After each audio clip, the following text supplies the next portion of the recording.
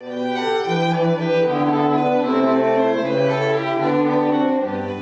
palabra justificación es una palabra clave para entender de qué se trata el Evangelio. Usualmente nosotros solemos usar la palabra justificación para hablar de esas personas que excusan su mala acción, usualmente atribuyéndosela a otro, pero cuando se usa en el contexto del Evangelio es un término legal que significa una declaración de inocencia o de no culpabilidad. Por ejemplo, en Proverbios capítulo 17, versículo 15, hablando de los jueces de Israel, Dios dice que el que justifica al impío y el que condena al justo, ambos son igualmente abominación al Señor. Es decir, el que declara inocente a un culpable o, en cambio, el que declara culpable a un inocente, ambos son igualmente abominación al Señor. Sin embargo, lo sorprendente de la buena noticia del Evangelio es que el Nuevo Testamento nos enseña claramente que Dios justifica al impío.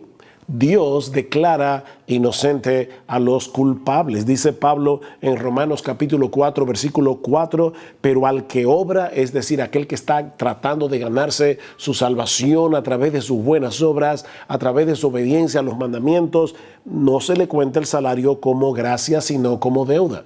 Tú trabajas en una empresa y al final del mes vas a recibir tu paga. Pero eso no es gracia. Es una deuda que la empresa ha contraído contigo por causa de tu trabajo.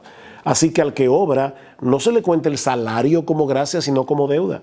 Mas al que no obra, sino cree en aquel que justifica al impío, su fe le es contada por justicia. Y la pregunta que hemos estado tratando de responder en estos días es ¿cómo es posible que Dios, el Dios justo, el Dios perfectamente justo, declare inocentes a pecadores culpables y aún así siga siendo justo? Bueno, la buena noticia del Evangelio es que Dios hace eso por causa de nuestro Señor Jesucristo. Jesucristo es nuestra justicia.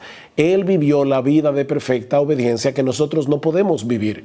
Y luego murió en la cruz del Calvario para pagar nuestras deudas con la justicia de Dios. Él murió por nuestros pecados, o como dice el apóstol Pedro en su primera carta, primera de Pedro capítulo 3, versículo 18, el justo murió por los injustos para llevarnos a Dios. Así que la buena noticia del Evangelio es que Dios declara inocente a pecadores culpables únicamente por gracia, únicamente por Cristo y únicamente por medio de la fe. Así que de nuevo, mi amigo, no trates de ganarte tu salvación a través de tus buenas obras, a través de tu obediencia a los mandamientos, porque no vas a poder.